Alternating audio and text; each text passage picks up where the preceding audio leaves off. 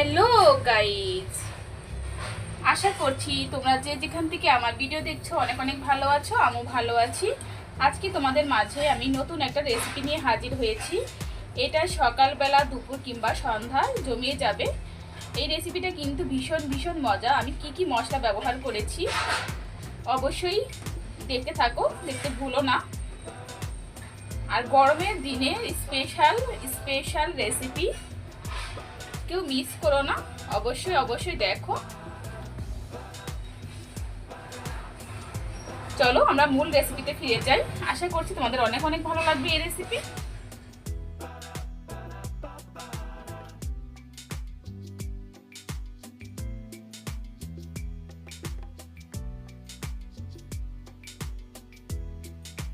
মাঝে আমি মজাদার একটি রেসিপি শেয়ার করতে যাচ্ছি। এই রেসিপিটা কিন্তু ভীষণ ভীষণ মজাদার, বিশেষ করে গরমের সময়।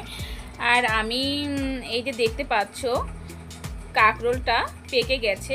আমি এই কাঁকরোলটা পাকা এই সবজিটার মধ্যে দিয়েছি, কারণ তোমরা হয়তো খাওনি কখনো। কাঁকরোল যখন পেকে যাবে তখন কিন্তু এই সবজিটার স্বাদ কিন্তু অনেক গুণ বাড়িয়ে দেয়।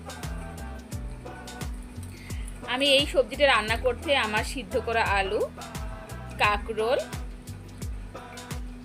করলা আর ঝিঙ্গে বা পোলা টমেটো লাগছে।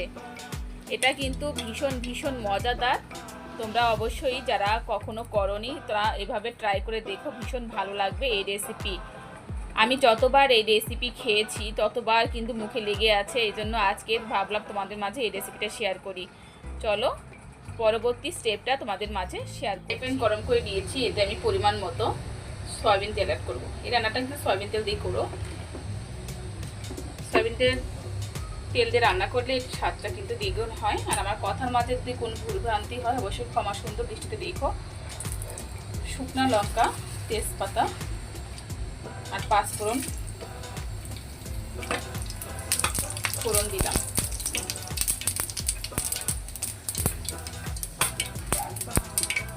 আমি তোমাদের সম্পূর্ণ দেখানোর চেষ্টা করছি তারা যাতে তোমরা বুঝতে পারো। এবার কেটে রাখা সবজিগুলো দিয়ে দিব।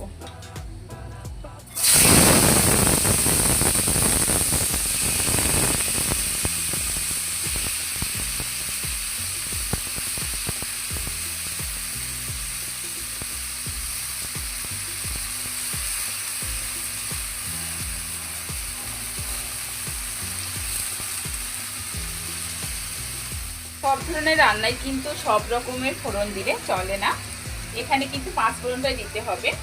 এবার আমি পরিমাণ মতো লবণ দিব। তোমরা তোমাদের সবজির অনুপাতে লবণ দিবে। এবার আমি হলুদ দিব, ভালোভাবে মিশিয়ে নিব।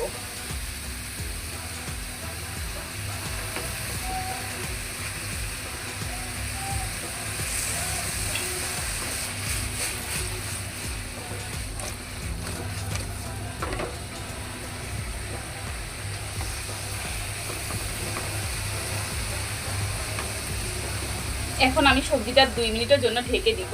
ফিরে আসছি 2 মিনিট ঢাকার পরে। 2 মিনিট হয়ে গেছে, দেখো কতটা জল বের হয়েছে।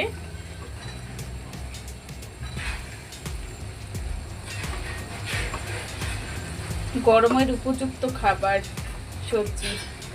এই সবজিটা কিন্তু ভীষণ ভীষণ মজা।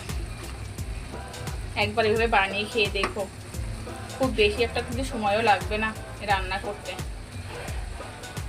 তোমরা কিন্তু অবশ্যই কাঁকরোলটা পাকলে রান্না করো। এই রেসিপিটা সিদ্ধ হয়ে গেছে, আর একটু সিদ্ধ হবে।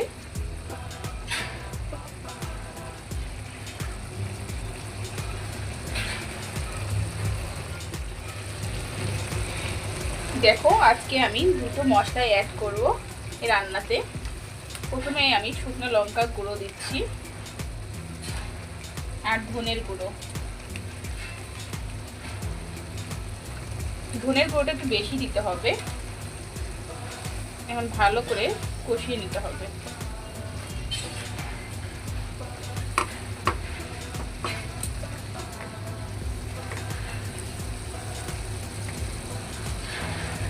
মজাদার কিন্তু এই রেসিপি, অবশ্যই কিন্তু বানানোর চেষ্টা করো বাসায়, খুব ভালো লাগবে এই রেসিপি। আর সবসময় কিন্তু রান্নায় অবশ্যই আলুটা সিদ্ধ করে নিবে। আমি সামান্য পরিমাণে জল দিব, ভালো করে মিশিয়ে দিব।